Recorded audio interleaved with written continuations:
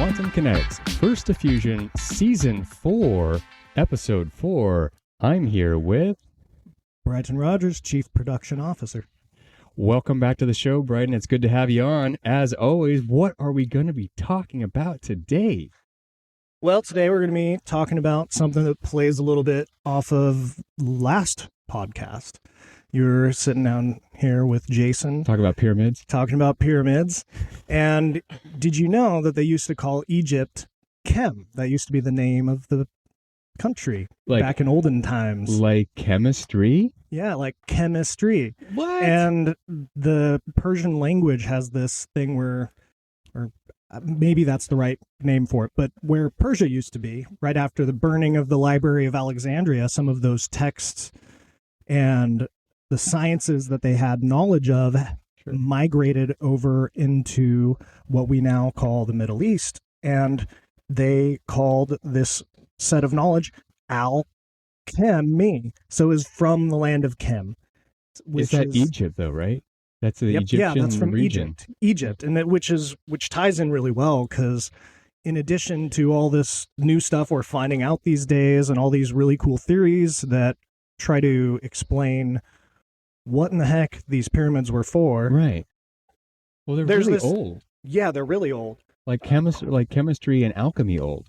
Yeah, and they're these big mysterious monuments with all these unknown tunnel systems, unknown to the public, tunnel systems down below.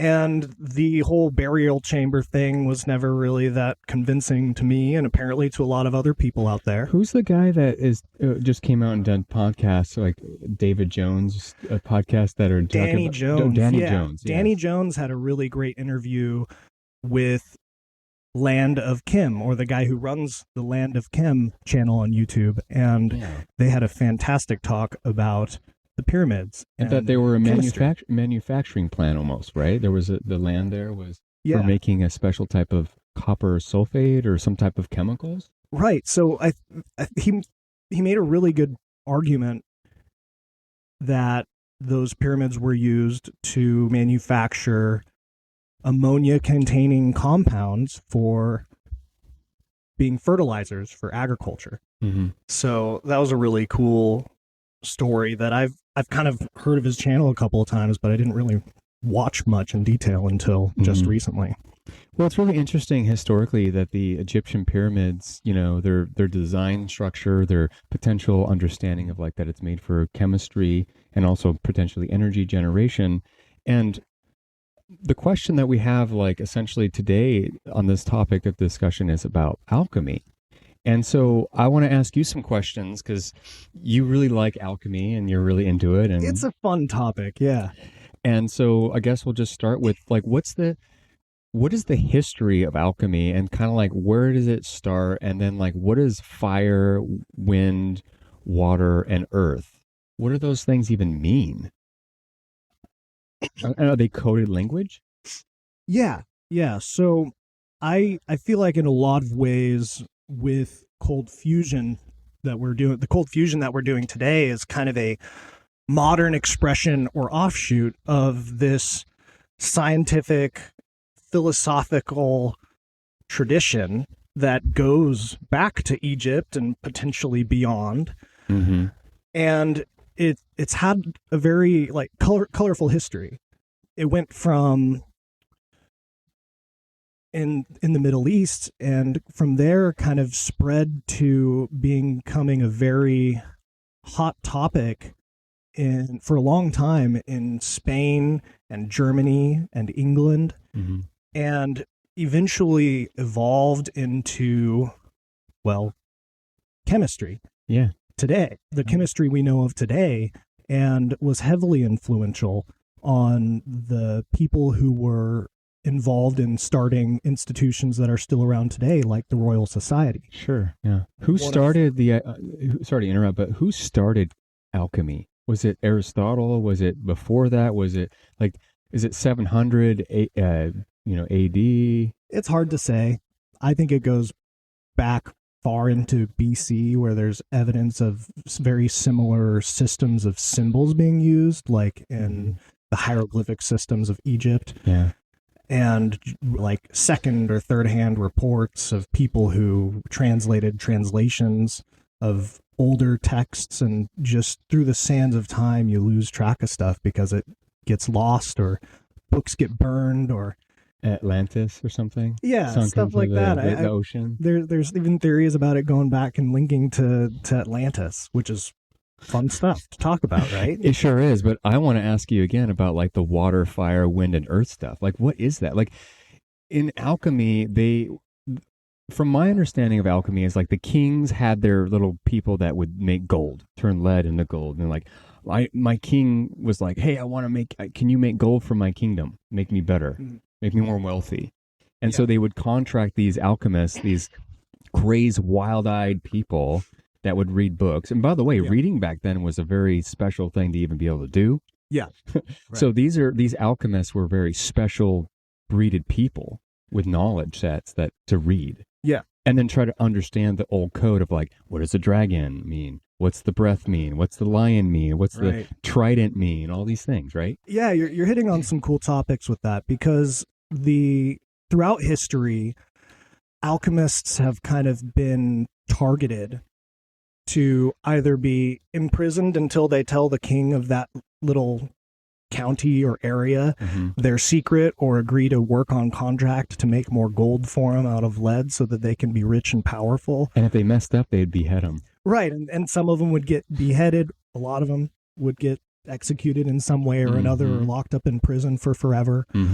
And this all, I think, comes out of a lot of misunderstanding of what I think was going on there, was that it probably started out from somebody having found some useful chemical process, like the one they were using at the pyramids. And then they had to create a story to kind of preserve the knowledge, but they didn't want the story to kind of give up the trade, right? They needed to know how to do their job and have a bit of, well, it's a secret society in a way. Like, it's like if you had the ability to make gold from alchemy, from lead, and you were a king, you didn't want any of your other competitors to know how to make gold, right? Because that would be a competitive thing.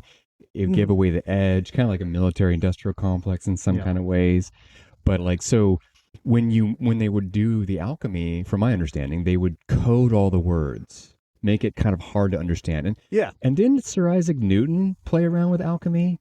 Yeah, that's one big name that I think Isaac Newton spent about 30 years. Yeah, 30 years of his life doing alchemy behind closed doors, and because it was so taboo. It was taboo. It's been frowned upon as a scientific pursuit for as long as I can think back to. Yeah. But they'd basically, because you have this guild or this guy who knows how to do it, he makes a story to teach his apprentice. And you've got to teach the apprentice the story and figure out if the apprentice is smart enough to remember a nursery rhyme, basically. And then, but he can't give away the secrets too early. Right. It's like a Jedi. Training to be a Jedi. Yeah, it's like training to be a Jedi. You get the secrets, or an apprentice in any other trade. In the guild systems at that time, they were all very secretive. So once the apprentice has worked hard and toiled and learned the story and shown his loyalty, the master could then teach the apprentice the meanings of that were coded into the story. Like the and you're talking, and you're talking about the earth and fire and air, great transition, and water, and this secret fifth thing. Yeah, we'll talk about the fifth thing later, but okay, so what's fire? Well, fire was fire. They didn't have electricity, right? So they'd use an earth, fire, air, water is a nice simple coded language. Like we all learn about it today in our basic science classes in high school. Solid, earth, air, gas, fire, the plasma. Where's the first time we ever saw plasma as humanity? Lightning strikes, probably. Lightning strikes, and then campfires, cooking fires, and then water, which is what you drink. Self-explanatory. It's liquids. It's whether that's water or it's a thick ether. So they take their like beakers or ancient equivalent of a beaker, and they'd be exploring what matter is, energize it, And they'd put vibrate it. They'd put fire into it. So they'd use fire to put heat into it. And that was their idea of putting fire into it and mixing it together. And then when they added fire, what would they put in there though? Like, was it be like when you have that glass, they would put in something, right? Yeah. So I think one I've seen in particular is like lead or some compound of lead where they'd mix it with some other stuff and do some things to it beforehand, or like antimony, or I think there's a few different things that different alchemists claimed to be talking about, and they're always very ambiguous or coded with their language. And Sir Isaac Newton would read old passages about like the green lion, the trident, all these different things, and he would try to figure it out. And to do, remember, Sir Isaac Newton's the guy that figured out gravity, right? And and calculus for the first time. And I think calculus was better than gravity. Calculus is. Can you imagine being in that time frame where you come up with a tangent line off of it? Like, that's crazy. That's crazy. His math, the mathematics he came up with made so much other stuff possible since then. I find it interesting that tangent lines and, trigonometry have a lot to do with gravity, right? And also electronics, like sine, cosine, tangent, in terms of electronics, Charles Steinmetz. And it's very interesting how gravity and electricity are very related to the fire of alchemy. Yeah, he created a tool to use to kind of intellectualize and study so many other things. Yeah. But these to get back to the beaker. And the elements, the beaker. So, the beaker. So we just call these same things they were talking about back then with the language. We've changed our words and language as we've gone through time. And that's how a lot of the things that they spoke about were. One of them, I think Green Lion, I've heard they were like, oh, this is just lead acetate. So you mix it with, it becomes this material that's kind of gummy and waxy, and and it's green. There's your Green Lion. It's part of your process. And they kind of had these theories about where like energy and forces and the life of the thing was moving through this process. But then they'd put fire into it. And as you put fire into it, it makes the solid become a liquid. So clearly liquid water is more fiery than earth, right? Yeah, and then it would evaporate through the beaker and up and do a distillation type of thing. Yeah, so they're distilling materials. They're seeing the changes. Right, so they're just seeing the changes, and they're like, well, this is clearly more fiery than the more solid thing, because when I added fire into the mix, it became more of this other thing. Or then it becomes gas and then smoke. And then they take a little whiff of it, and then they fall over. Yeah, there was a lot of guys who poisoned themselves got the black lung catastrophically while playing around with chemicals and fire, and I don't think that's ever stopped. So what is earth then? Because if you're putting all this goo into this thing and you're putting fire into it and it's making liquid and air, or water and air I should say, what's earth? Well, it's two things. It's the first, I think it's your starting earth that kind of is the nutrition of the food for this whole process, the source. And then it's also this like charred black mess of stuff down in the bottom, of which would be at the end. Carbon at the very end after you've done your distillation. There's this gunk at the bottom of the beaker that can't be sent over the top of this distillation train. What do they do with the charred chunk at the end? I don't know the exact order. You can't like pour it out. And I wouldn't call myself a scholar on this topic, but they do a number of things, because I think they process this same thing multiple times. I would imagine so. They don't recycle it. But they'd get it out and they'd like crush it up and powder it and then like cook it again to change the color of it. So, and do other things. Or sprinkle stuff on it to like try to do another transmutation. Yeah. Because I think it's important for the audience to understand that alchemy was the primitive version of cold nuclear fusion.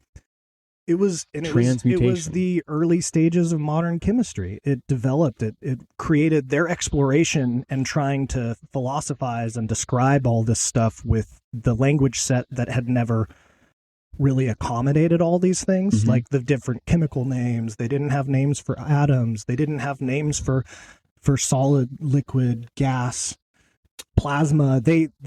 So they called them the nearest equivalent in their normal interaction Rhetoric. with their world. Yeah, right. They're like, what's solid, and the very stuff tangible. Yeah. Like, this is in front of me. I'm observing with my eyes. I don't have an electron microscope. I don't have any fancy tools. I don't even have the telescope didn't even come invented until 1700s with Isaac Newton. He was the one who did the little telescope. And the microscope wasn't for a while. Oh, yeah. And so they just had these tangible things that they would like, this is in my hands, and it's Earth. Like, I can't cut this up any smaller than I can see with my eyes. Which is interesting, cutting something up. Yeah. What's the fifth thing of the elements? The fifth magical thing? So my interpretation, take with a grain of salt, I've never turned lead to gold with... Who knows how many people have actually done that, but it's a fun thing to think about and learn about this quintessence. They're like, well, clearly we have this solid thing here. I don't know if you could hear that. Yeah, for the audience's benefit. That's his coffee mug. We have this solid thing here that we can melt down, and then we can turn it into a gas, and then do all these operations on it. So it clearly has this potentiality to be all these things. So it's made up of earth, air, wind, and fire. It's because all of those potentials are mixed inside of it. Yeah, but it's here, right? Like, what's the source of all this stuff? What's the source of the space? Like, where'd that come from? What created it? Then it must have been formed out of something else. So the next conclusion to describe this scenario is, well, it was condensed or formed out of a prima materia, or a prima materia, a source of all matter and existence, and they would call this the quintessence or fifth essence or fifth element, and that will pop up occasionally. And I think they called it ether. Well, then I think you were saying the other day that you looked up Aristotle. I think he was calling it ether, right? Yeah, I think it was either Aristotle or it was, what's his freaking name? It starts with an A. Iron Man will fill it in for me, but yeah, he was the one. Post-production there. Aristotle. Yeah, so okay. it just hit. My quantum black hole just absorbed it. And they were talking about, like, there's a potential material that can become from all of this alchemy and this transmutation, and it was kind of like the great work. It's almost like it seems to me like they're describing the cycle of everything comes into existence from this prime material, that this quintessence that I also call the ether is a decent analog. Everything comes from that. So then our goal should be return it to that, which is kind of an equivalent to the story, like the story of the sun rising and setting each day. Ooh. Through all, like, so many creation stories of I think that creation story is present in its essential form in many different religions and many different places across the world. And so the alchemists were also trying to play this game of, like, perfecting it by returning it to its source. They're like, well, we can turn it back into this thing, which then brings the question of, like, well, if it no longer exists, then if it's not really material anymore, you're not really trying to turn this into, like, gold. So I feel like in a lot of ways, the, like, gold and silver and sun and moon and earth, fire, wind, water, etc., all these things are coded for something else, which to us now, reading it with our modern English, is very obscure. Like, it's hard to interpret. Well, let's just ask without like understanding this kind of background to the story. Well, the question I have for you is, like, in your mind's eye, when you see something from alchemy that has a picture of, like, say, the sun, or the moon's crescent, or two dragons that are chasing each other's tail, what do you think, in a nutshell, what does the sun mean? What does the moon mean? And what does like two dragons chasing each other's tails mean to you? If you'd break it down, just your opinion.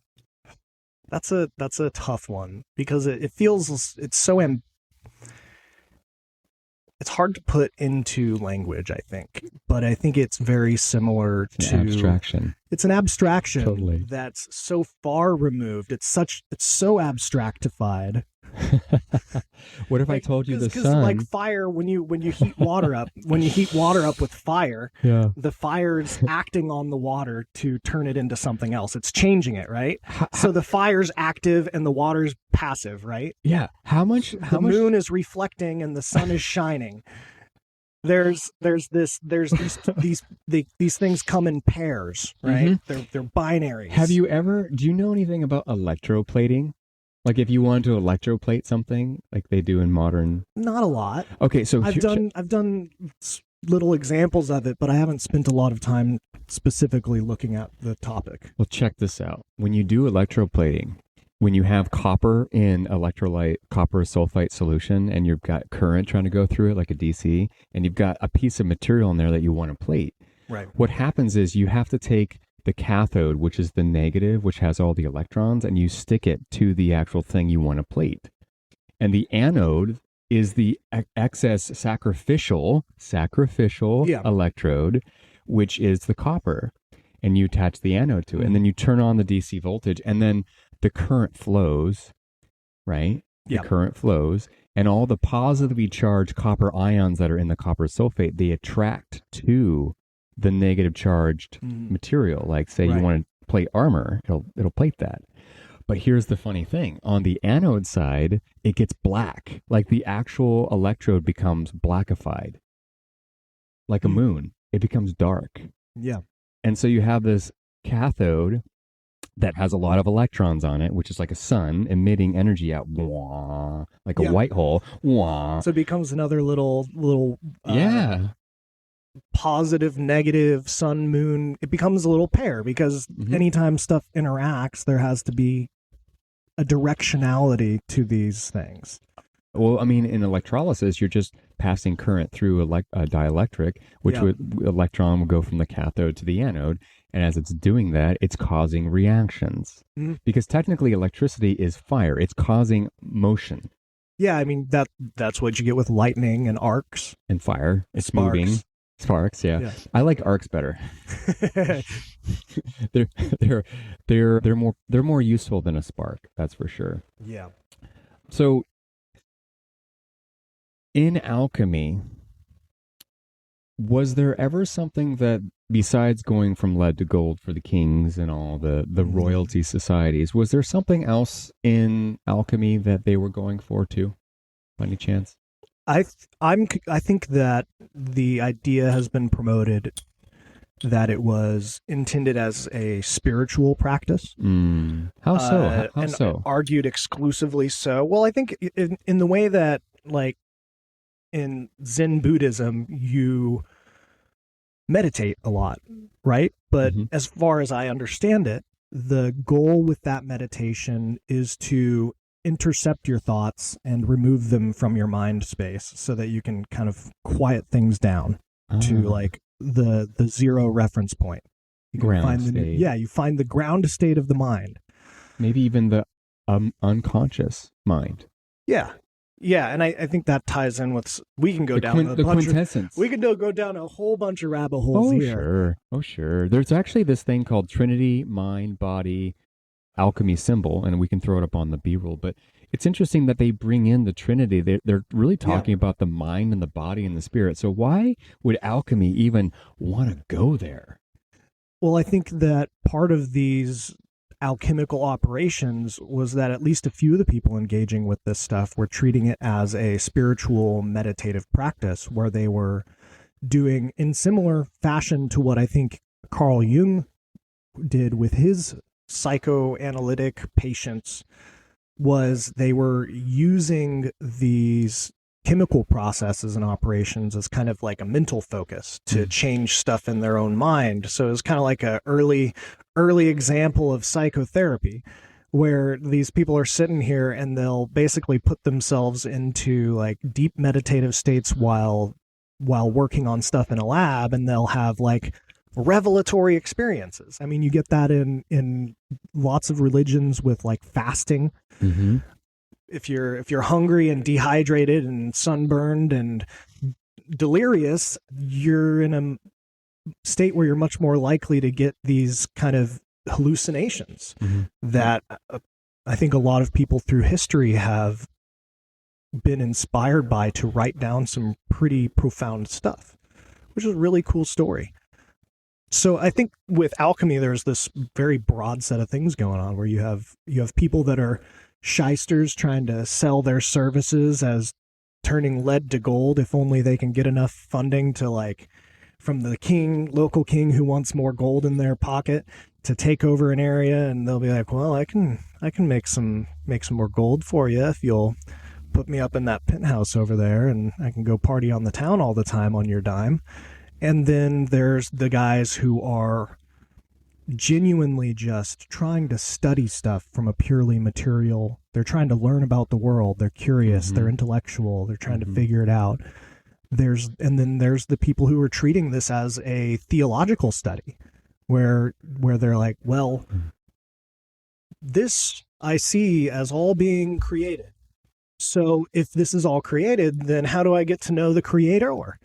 By learning their intent, by learning their rules, and that's by studying the creation. So they were breaking apart matter and coming up with all these things. That sounds very Isaac Newton. That was his kind of premise, was that he was very observant of the universe and wanted to understand the universe and control the universe to some degree.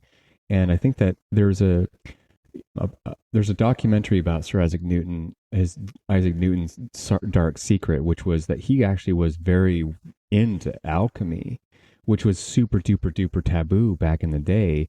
And you can get basically beheaded for doing that without the king's wishes, right? So he was doing it without having any kind of like authorization certificate code to do it. And it was also kind of a reputation trap. You start doing it and you tell the public as an academic at that time, I think, and at many other times. Yeah, that's why it ties in so well. Yeah, right? That's funny. In the academic world, if people knew about you engaging with that kind of stuff, you'd be at risk for just complete destruction of your reputation. You wouldn't be able to get a job as a lecturer about anything. It's a pariah. Yeah. So there was a lot of good reason at various times to hide your involvement with that. And simultaneously, there were a lot of people who got permits from the Queen of England and from various lords of different lands through Europe throughout the Middle Ages and Renaissance. So it had a very varied history. Let me get this straight. You're saying that alchemy back in the day was only authorized by the academic elite and the social elite.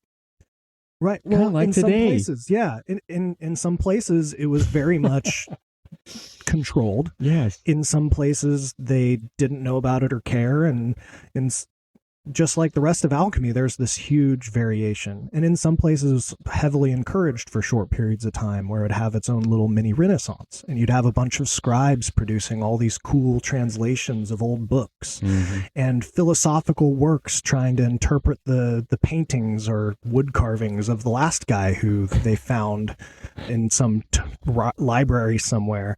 So it's a lot of fun, cool history wrapped up in alchemy. Well, right from the land of Egypt. Exactly. And, if we were to look at modern day technology today, to do transmutation, you have to use this thing called a particle accelerator, which particle accelerator, as you guys already know, it just spools up ion charged particles and then they smash them together. And then if you smash them together with the right energy, matching to the change of the nucleus, it will transmutate and all this stuff. But what if there was a way to create a device that you held in your hand that you could pulse rapidly, particle oscillation as an energy generator, to cause microparticle accelerator effects that was vectorable? Well, then you'd have the quantum kinetic well in a jar that looks like an arc reactor. Yeah. There it is. There we go. It glows blue too. Well, I think we can do other colors. Do you know? Okay, so this is really interesting. Let's talk about why blue. Oh, here. Congratulations, longest nuclear fusion podcast. Go ahead and open our Red Bulls here. Cheers, Bryton. Thanks for coming on the show. I want to actually just take a quick little tangent about the colors here, about the Arc Reactor, and why blue is selected for this. Okay. Do you know about the photoelectric effect? That's, if I'm correct, that's fundamental to the function of lasers, right? Yeah. It's where light hits a metal and then it moves the ions in the metal to cause current. Oh, that's okay. We're going different direction with that. I was thinking of the basically the stimulated emission. That's what I was thinking of, not the. Yeah. Please correct course. That's what you were talking about. Okay. No problem. So the arc reactor blue that you see is actually very important because blue is an excitation frequency that can make nitrogen get excited in the air. And by the way, there's 78% nitrogen in the air, and there's 21% oxygen in the air. So blue helps make, when the light comes off the arc reactor and it's blue, it hits the nitrogen in the air and causes the nitrogen molecule or atom, if it's combined, to move an electron up and then back down, which destabilizes the nucleus just momentarily. Okay. So when it's pulsing, it's actually causing the electrons of nitrogen to want to move away momentarily. Yeah. And then with the circuit design, it can snack on like a Pac-Man. The circuit starts eating the electron that's coming out. And that electron that's being pulled out and it's being eaten like a black hole, that electron goes back into the circuit into an LED. And so then the light that comes gets it's basically like a feedback. There's a little bit of electron harvesting going on that helps components of these circuits work. Mm-hmm. Well, that's also part of why it takes so little energy to get and sustain a nuclear fusion reaction. Absolutely. In our devices is because we're using a few things like that. They're subtle. They are subtle. They are. And if you're not looking for them, reading through the patent would be completely indecipherable. It's there, but it's kind of just like alchemy coded. Remember, when you're doing some work and they call it in patent writing, you say those skilled in the art. When you see that phraseology in a patent, that's us telling you, the reader, that there are things about this that you should know, but you probably don't know. Right. Just like in alchemy. Yeah. And I think if you're looking for that dynamic, you'll see that in a lot more places than most of us are generally thinking it is. And so, yeah. And okay, so now why do we use red? If you look in the back here, we have the red pulsing quantum kinetic fusion in the background here, pulsing. Why do we use red, not blue? Well, if I'm correct, I know water is very absorptive of infrared. Mm-hmm. So when you're in near infrared or low frequency red range, water's going to be absorbing the red light quite well. The hydrogen ions. Okay. It's because there's so much hydrogen in water, man. So much. Yeah. So you're using that to add to it's like multiple layers of excitation of the material that's inside of the reactor. And you change the lights based on what the material you're putting through the reactor. So if you want air, like CO2 sequestration, you use blue light. And the frequencies of operation. You have all kinds of different tuning effects. There's art to this. Oh yeah, there is. It's like this. It's like if you have an electron, has all these different frequencies built inside of it, but the hydrogen ion likes to be ionized or partially ionized or excited with red or a purple. Right. And you just need to know, it's called a spectrum line. That's basically excitation of what the atom does to the light. So this is kind of like moving the reverse direction. It's totally absorption. So this how they identify what kind of materials they have in something is they'll burn it with fire. Like, how else do you burn things? But they'll burn it, and then measure the light spectrum that's coming off of it. Absolutely. And then they'll use, we've got that line and we've got this line and this line really strongly. That means it's ammonia. Right. So they'll... Or iron or nickel or... But that also means that if you shine a light on, which you can use the opposite method to identify elements, is you shine a full spectrum light on it. Yep. And then on the other side, you pick up the lines and it'll have the light up here and then it'll have gaps where it's absorbed. Yep, little black lines where it's missing that light part of the light spectrum. That's right. And that's the same line as the emission spectrum for all of these components of materials. And so fire is electromagnetic radiation in some ways. Which also means that those can be used to stimulate materials. You can shine, why would I shine a whole sun's worth of light at something to get it excited if all I want to do is get that one thing? I'll just get an LED that shines that light color. Absolutely. And you've got this. You've got that. And that among other things, but yes, the electron extraction circuit it's a feedback loop, like you said, where it excites. The dielectric becomes excited, thus the dielectric wants to push away, or it loses. It's like, I'm going to throw some salt out there. My electrons. I'm throwing salt bay. Yeah, the salt. Where's the steak? That's right.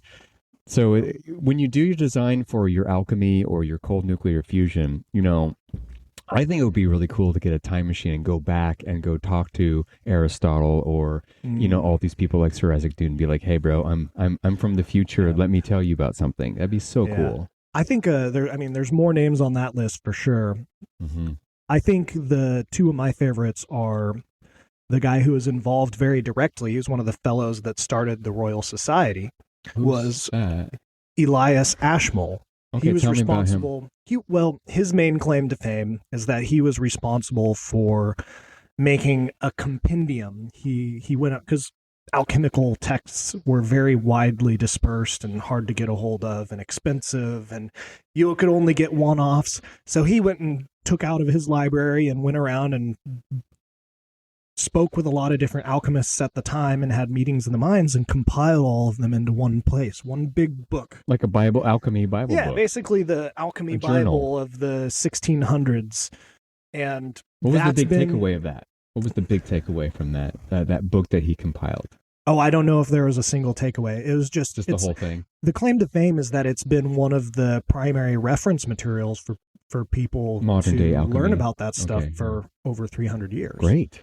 And the other guy is one of the ones whose many of his books are in this compendium, is a guy named Raymond Lully. Okay, who's or that? Raymond Lull. He was a guy in Spain who, he had another student that was in England, but a guy from Spain and a guy from England that were kind of teacher-student pair, that a lot of their works were in this compendium. So they were very influential. They were from the previous 200 years. It seems to me like the community of alchemy, they kind of work together, the apprentices, the gurus, the masters, right. And it's kind of its own society. Kind of like with cold nuclear fusion, it's kind of like the low energy nuclear reactions communities. Yeah. They've kind of been forsaken. They're kind of pushed away, right. While the big hot fusion people get all this money and the Royal Society props them up and all this stuff. And I don't want to go too far into the politics of that, but from observationally, from my perspective, is that the Royal Society wants to use fusion for something very specific, and the low energy nuclear reactor and cold fusion people want to use it for something very specific too, right? Which is more, hey, we want to help, we want to make it better, we want more freedom, we want more rights. Right. Or you got corporations that are like, no, we want to have all the rights to ourselves. Yeah. And we want to control. It's like the yin and the yang, like who's going to win. Well, it's kind of there's this interesting dynamic of aging institutions, right? So frequently things will start off and gain a lot of momentum and energy, and they'll become this big thing. And then they'll kind of age, and then they'll kind of become a thing just for the point of being there, and kind of lose the original spirit that started the whole thing off. Mm-hmm. And you can see that with corporations, you can see that with institutions and countries. And like the Royal Society, I mean, they've been around for over 300 years, and they're still very central in the scientific industry. And they give a lot of great speeches, host a lot of really fantastic presentations, and post that stuff on the internet. Check out their YouTube channel if you like geeking out about that stuff. But they were also the initial place where there was a strong foothold for the scientific process. Like, I believe Francis Bacon or Roger Bacon, one of those guys, wrote about the kind of the early, I think they wrote some of the early inklings of what modern scientific process is, and that was also very influential on the formation of the Royal Society. So basically, and they propagated that scientific process. Like, I think Boyle, what was his first name? Robert Boyle or something like that. Something like that. So this is like the academic, like, hypothesis, experiment, go do experiment, report on experiment, make a conclusion, and then make a new experiment based on that, right? You're talking about the modern scientific the process edifice. Of exploration and scientific exploration, which to me, I'm a huge fan of the scientific process because it's like the only way to really explore these things and know what you're changing. Yeah. I think we've talked about this in the past with the crabs being pulled back down into the pot of boiling water, trying to prevent each other from escaping. No. And don't take my grant money, bro. I think that some of our problems that we have today with continuing to make leaps forward in scientific progress come from not the scientific process, but from the peer review process, and using the peer review process as a sort of gatekeeping to access to publishing or funding, or even just like credibility. It's not published. Like, peer review has its place and it has its value, but it can also be hyperinflated and become completely imbalanced and cause problems for actually changing the current state of understanding of science. Because there's been a lot of examples in history of somebody coming from way out of left field being like, wait, I have this new idea to explain this, and it solves all these other problems. Oh my gosh, it solves a bunch of other problems, and then suddenly this is the new paradigm. And I think relying too heavily on that peer review process results in a sort of calcification or crystallization of this edifice that's accomplished a lot, but at the same time gets in the way of continued improvement. It's like, it's almost as if it kind of, because of ego, greed, power, and like the established knowledge base. Like, I find it really interesting as a scientist myself who's been published in NPJ Nature, Clean Water, and I've done work with the government, PNNL, and that process, when we went into it, was very open-minded. We followed the rules. We all agreed on the scientific study and what we were going for, based on prior tests that have been done, like strategic, like, this is how you do this experiment. If you're going to do electrolysis experiment, you do this, and this. And so you follow that procedure, and you run the experiment and you observe it, and then you collect the data, and then you run the data, and then you get it back and you make an assessment on the data. And that's science. The problem that I see is that when we first did that experiment, it was pure, dude. Like, I remember doing that experiment back in 2019 all the way to 2020. And it was really fun to just go step by step by step, taking pictures every way along the way and documenting everything. It was so cool. Yeah. And then to see the numbers, like, 8 months later come in, and you're just like, whoa, there's now, there's silver in the water now. There's, vanadium in the water now. There's, this is like, there's something tangibly going on here. There's transmutation. And so when you're like, okay, I have to make sense now as a scientist. And what just happened? And then you write it. Right. And then you got it published, and I think it was a fantastic article. Well, it was edited like 9 to 12 times. Like Right. we had the entire team. We had engineers, we had me, we had the P&L guy, we had a lawyer going through it. We had everyone going through the data. You had a lot of good minds put onto this and turned out a great product. Yeah.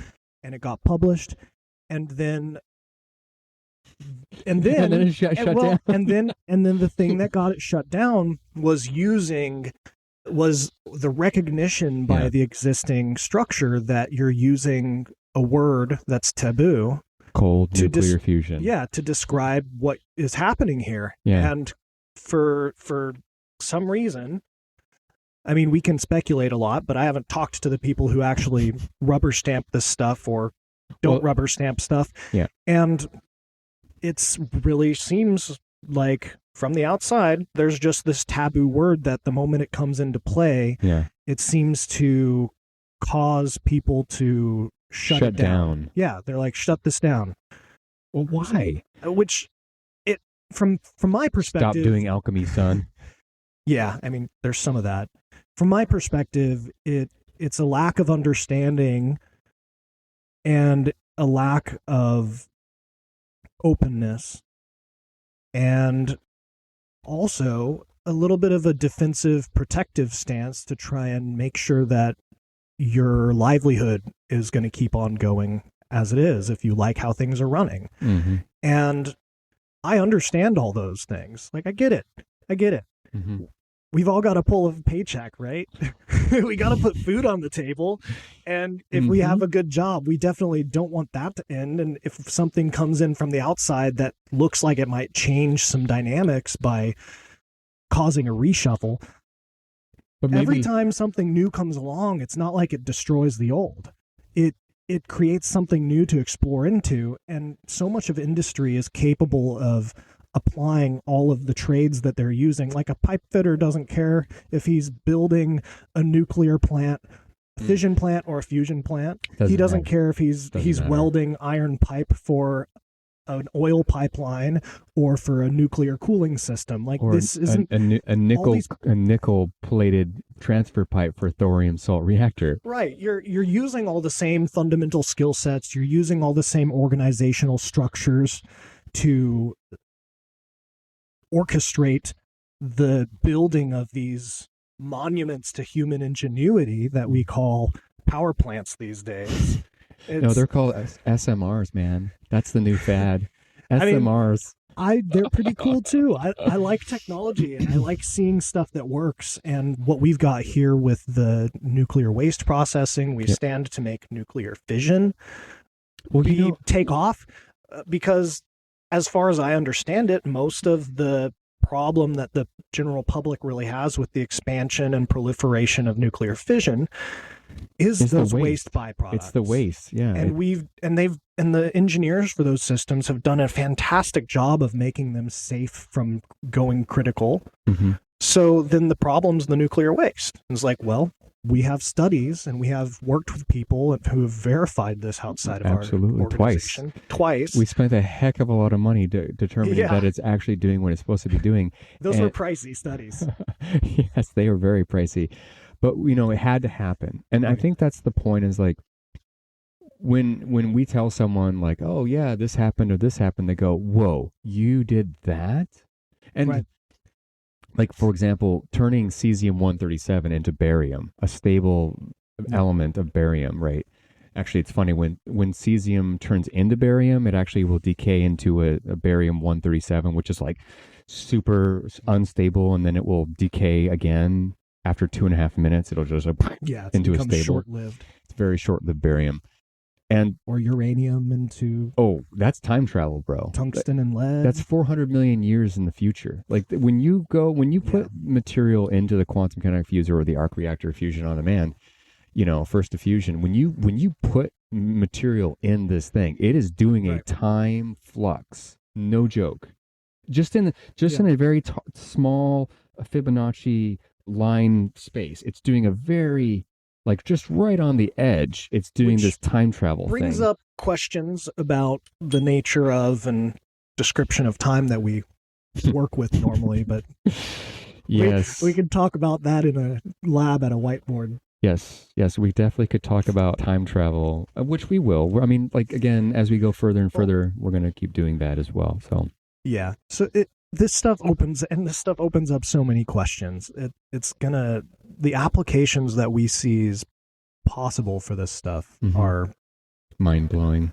Just it's pretty far out there. Pretty far out there. It's hard to conceive. It's hard. Well, I guess my little human brain can only conceive of so much, but it's like once I start trying to trace down those rabbit holes and of the web of possibilities that are painted by these technologies that we're working with. Oh, it's totally overwhelming. I do wanted to show you before we close. And thank you for staying tuned all the way.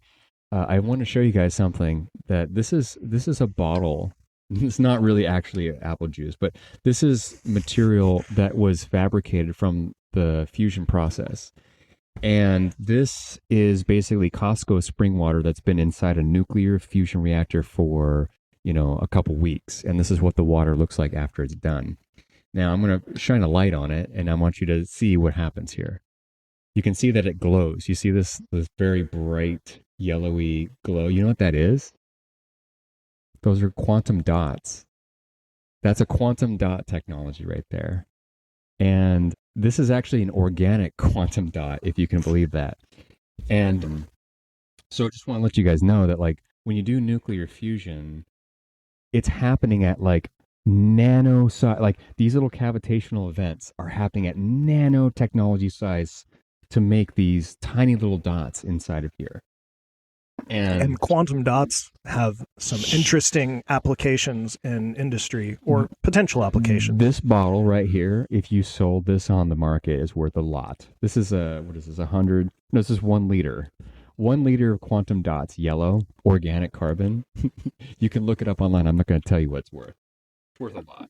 Yeah, they have. So the great thing about that is quantum dots have so far also proven to be extraordinarily difficult to manufacture. Yeah. So that's part of what drives that. 1.9 watts. Yeah. We run 1.9 watts through our little paint can sized reactor for, that's right, I don't know, a while. A couple weeks, and it'll produce some pretty neat wild colors. We've gotten some other colors out of it too, right? Well, it's interesting. For some reason, Mostly it all goes this there. color, but what's interesting about this is that you can drink it. Actually tastes pretty good. Well, it's not got anything, because we've done some tests on that, and it's got nothing other than some basic organic components. Got chlorine. It grows salt, chlorine, and the quantum dots. Yeah. And maybe a little bit of magnesium, a little bit of like silicon. Yeah, no radioactivity, nothing. It's basically a completely benign material that's in there, and it looks really pretty when you shine a light on it. Can we get like a new lighting feature? Just like kind of a sci-fi, like a lava lamp with that in it. That'd be pretty cool looking. So to close up, because we're almost an hour here, we got 6 minutes till an hour. I wanted to ask you kind of a final question about alchemy, just to kind of tie it all back into alchemy. The idea of the magnus opus, which is basically the great work of alchemy. What, to your knowledge, is that? Just from a historical context, and then your also personal opinion. Magnum opus. That literally, I'm pretty sure that literally means great work. Yeah. I think it's referenced a lot as kind of the conclusion of and accomplishment of the goals and process of learning alchemy. And I think it was spoken more about through the channels of alchemy that I would interpret as like spiritual, like meditative, mystical practice type of stuff. Would it be like a mental transmutation of self? Yeah. So they were, I believe that it's very similar. They would basically go through this process of working on their own psyche through these meditative practices while doing lab work, and then they would notice improvements in their psyche, like they're anywhere from like, oh, I don't have depression anymore, to people claiming to have developed psychic powers, and which is pretty fun to talk about. That's exciting.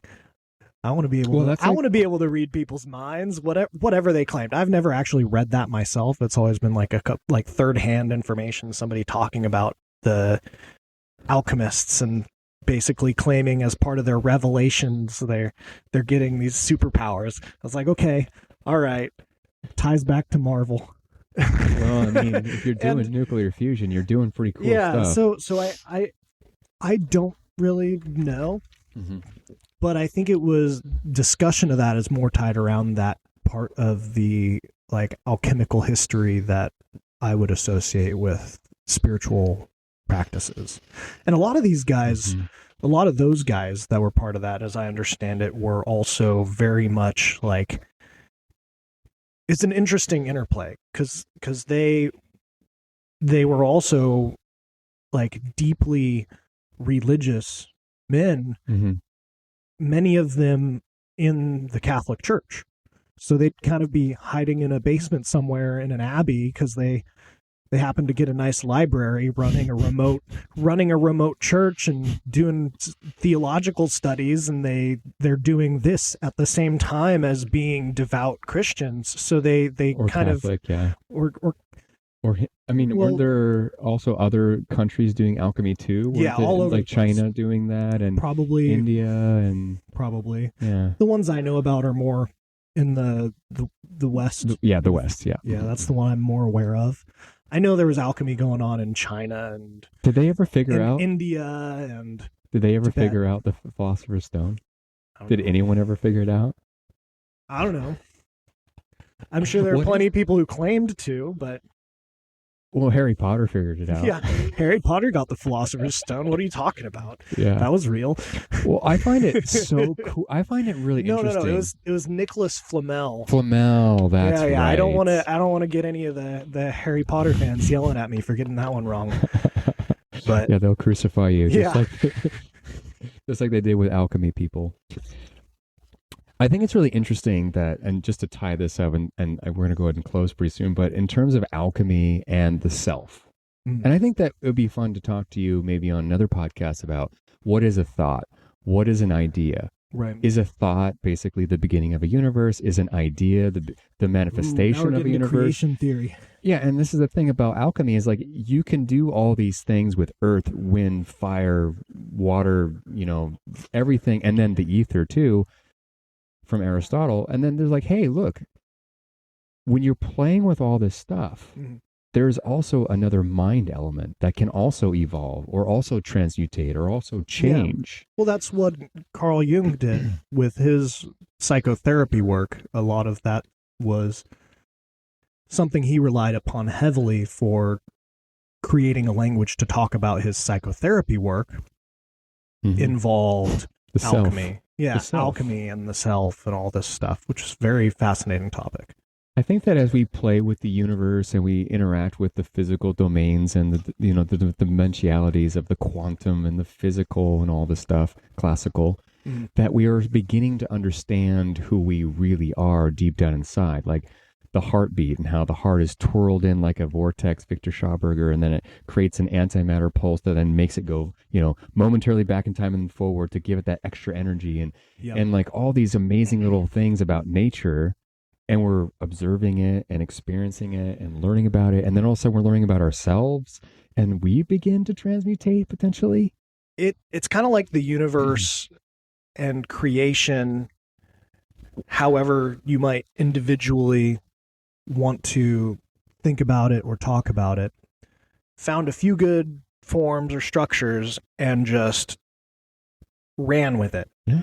And use those on a bunch of different scales. I mean, a lot of that is going on with, if you look at cosmology, with space, with galaxies and solar systems and clusters. How do you even make a galaxy start? That's the question. Is it the Big Bang? I'm not the one to ask about that, but the idea of the Big Bang, I think that has a lot of power as a as an allegory, as a story, as an idea, not necessarily because everything in the universe formed as one thing, but I think that dynamic could be going on continuously at the universal scale, but also at the scale of like galaxies and solar systems. Like, how is this matter really, how is this, down at the atomic level, how is this matter really forming and coming into existence? Is light doing that too, is the question? Because there's so many different frequencies, right? There's long frequencies, medium, tiny ones. And if you, people probably, we've mentioned this, I think, before, but an electron, if, maybe I haven't mentioned this before, but I know I've mentioned it to you offline, but an electron. And I think this is where we're going to go ahead and end the podcast. We can keep going. We could keep going. So for everyone who's, interested in fusion and understanding how, social science works with physical science, is that when you understand that the electron is actually every single electromagnetic frequency in it, in a one entity, from radio waves all the way to gamma waves, or the whole thing, that when you resonate all of the photons into one entity, you create this universe. You create an electron, which can be a circuit. It can be a thought in your brain and neurons. All these amazing things that the electron can give us, an understanding of the universe, or even memory of the universe, like a black hole. Can we, as a social science, live on planet Earth with all of our different spectrums of color as one species with love and be stable in a stable orbit of resonance together? Like the one language. Can that happen? I hope it can happen. I hope it can. Yeah. Well, it's not fun to be in conflict across the planet. It's not a nice dynamic, that's for sure. The misunderstanding. I really want to cut back to what we were just talking about. Okay, go for it. Because I feel inspired, because we were talking about the idea of how the universe kind of picked these structures that pop into our vision. And those same structures seem to appear when we look at the really enormous scale of like galactic clusters when we're looking through our telescopes. And those same structures appear when we look at the extremely small scale at fluid dynamics and ether dynamics. Absolutely. And formation of matter. And we're but those are basically two ends of the perceptive range that we're capable of looking at, in the same way that we can see this tiny little part of the electromagnetic spectrum, and it's got this same dynamic as the light we see, going on way beyond in higher frequency and way beyond in lower frequency. Right. I think that's one of the more illustrative ways of looking at what's going on here, and we're just kind of sitting here in the middle of that enormous potentiality. Pretty much just in a gigantic playground if we treat it right. Well, I mean, if you go and look outside, you got green grass, you got a sunny atmosphere, we can like breathe, we can, procreate, we can, raise animals, and we can do all these amazing things on planet Earth. I think that Earth, if you look out into space, kind of feels like the Garden of Eden. I mean, it's a big blue pale dot in the middle of empty darkness. That feels like a Garden of Eden to me.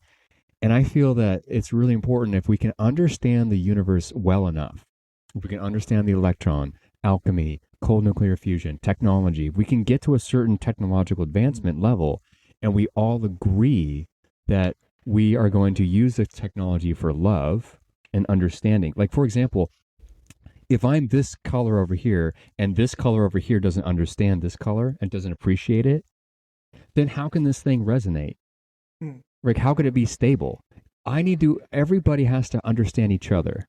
Yeah, everybody and everything's bringing something different to the table to help out with the whole game plan, right? Yes, and everyone has different just skills. Like you notice that when you walk into any room with a few people and you start having some interactions and talking to each other, and any productive or creative pursuit in the world requires the involvement of at least a few people to many really get a whole lot done. And when you're doing that, it takes a lot of different types to participate. Yeah, and then if we can all, and we talked about this on another episode, that if we can all agree on something, that we all can huddle around like a fire. Like we're all sitting there and we're huddling around a cold nuclear fusion concept of like this thing, this arc thing can make our lives better. And if we all respect it and then we, kumbaya, get around it. And we don't even have to agree on everything, but we have so much potential wherever we can all find one thing to agree on as well. And having electricity for everybody at very low cost sounds like a pretty easy sell to me. Hey, if you got sunlight anywhere in the world, you can take a solar panel like 100 watt or 200 watt and create nuclear cold fusion. Right. Easy. I mean, it starts at 1.9 watt. We've been running that reactor over there for almost a year and 3 months. I also like the idea of using like the lawnmower ripcord as your starter. This is my starter circuit, guys. Well, get it going like Dad got his lawnmower going every Saturday. Yeah, exactly. Well, and we're going to go ahead and close up here. But again, thank you so much for coming on the show, Bryton. It's been really fun talking about alchemy and all these great concepts of nuclear fusion. And and remember that we're all on this together. We're understanding ourselves and we're understanding the universe and the one big electron. And once we do, we're going to usher in some pretty amazing, new timelines. So any other thoughts for the audience, Bryton? Fusion is love. And love is fusion. You don't have to force it. It just happens. All right. Thanks, everyone, for tuning in to Season 4, Episode 4, the longest nuclear fusion podcast in the world. Thank you so much, and we'll see you guys on the next one. Take care.